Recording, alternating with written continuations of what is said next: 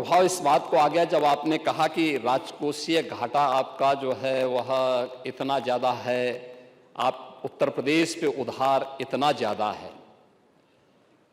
मुझे लगता है कि वह सच नहीं था। तो वित्त मंत्री जी ने तत्काल अपने प्रतिक्रिया वहाँ पर व्यक्त कर दी और उन्होंने इस बात को कहा कि नहीं, ऐसा नहीं है। देखिए, मैं आपके सामने प्रस्तुत करूंगा कि जो राजकोषीय घाटा है, जो कुल जीएसडीपी का हमारे पास कितना यानी हम कुल कितना घाटा हमारे पास है, उसके बारे में अगर आप देखेंगे तो 16-17 जब प्रदेश में समाजवादी पार्टी की सरकार थी तब इसका प्रतिशत था 4.39%। और आज के दिन पर 25-26 में, हम इस समय 25-26 में हैं, इस समय है यह 2.97% है ये, यानी उससे काफी कम है। इसका मतलब हमारा वित्तीय प्रबंधन बेहतर है और इस वित्तीय प्रबंधन के लिए ही आज देश भर के बैंकर्स यूपी पे विश्वास करते हैं। ऋणग्रस्तता की बात करते हैं तो आपके समय में जो ऋणग्रस्तता थी 16-17 में, ये लगभग 30% थी और आज यह 26% के आसपास है।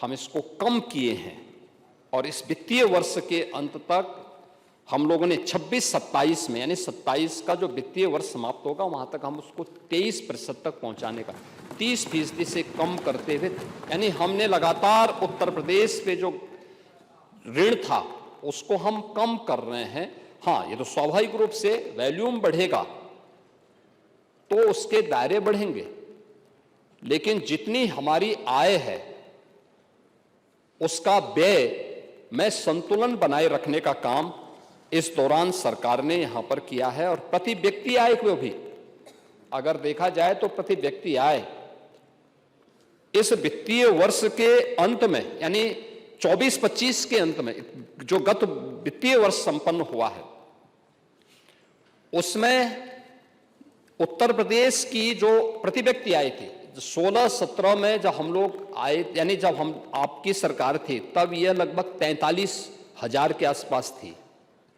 और जब हम लोग इस वित्तीय वर्ष के अंत में, यानी 31 मार्च तक जाएंगे तो यह 1,20,000 क्रॉस कर चुकी होगी। क्या 43,000 में और 1,20,000 में कोई अंतर नहीं है? दूसरा, इस बात पे भी हमें ध्यान देना होगा कि समाजवादी पार्टी के समय में उत्तर प्रदेश क्या था।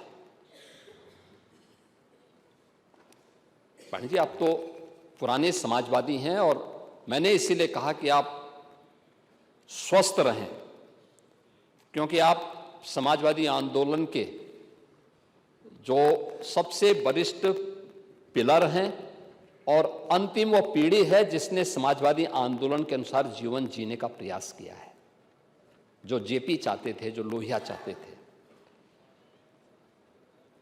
हाँ, आपके पीछे शिवपाल जी जैसे कुछ लठैत भी थे जो उसके अनुसार जीने का प्रयास करते थे, लेकिन आप लोगों ने उसके अनुरूप संघर्ष किया।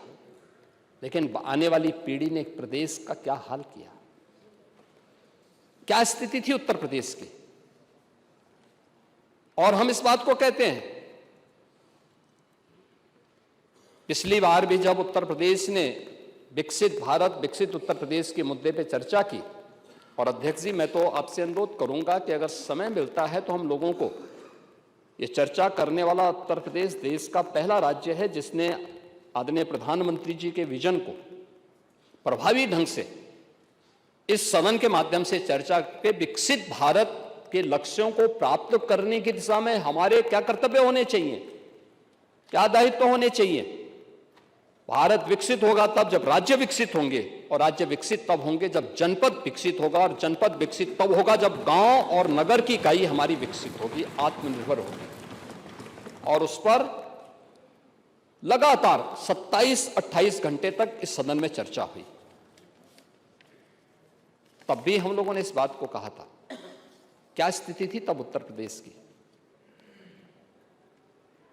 यानी 16-17 में उत्तर प्रदेश की जो स्थिति थी, उत्तर प्रदेश देश के अंदर सबसे यानी बड़े राज्यों में अगर आप देखें तो बॉटम 3 राज्यों में आता था। जो सबसे नीचे के राज्यों में उत्तर प्रदेश की गिनती होती थी और बीमारू राज्य उत्तर प्रदेश हो गया था। परसेप्शन खराब था। देश भर में आपको जाने का अवसर प्राप्त होता था तो लोग किस निगाह से देखते थे उत्तर प्रदेश को, आपसे ज्यादा कोई छुपा हुआ नहीं है। लेकिन इन 8, साढ़े 8, 9 वर्षों के दौरान उत्तर प्रदेश के अंदर जो परिवर्तन आया है, बॉटम 3 से टॉप 3 राज्यों में उत्तर प्रदेश को पहुंचाने का काम इसी डबल इंजन सरकार ने किया है। टॉप 3 राज्यों में 13 लाख करोड़ रुपए की उत्तर प्रदेश की जीएसडीपी को पहुंचा करके हम 36 लाख करोड़ तक पहुंचा रहे हैं और हमने तय किया है कि 26-27 में इसको 40 लाख करोड़ तक पहुंचाएंगे।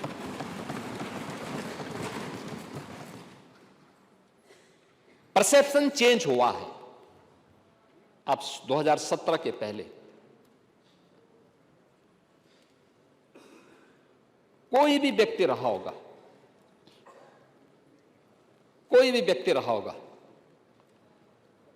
तो उत्तर प्रदेश का कोई भी नौजवान था, कोई भी नागरिक था, किसी भी तबके का, कोई व्यापारी हो, उद्यमी हो, कोई भी रहा हो, वो देश के अंदर जाता था, उसके बारे में अच्छी धारणा नहीं होती थी। लोग शक की निगाहों से देखते थे।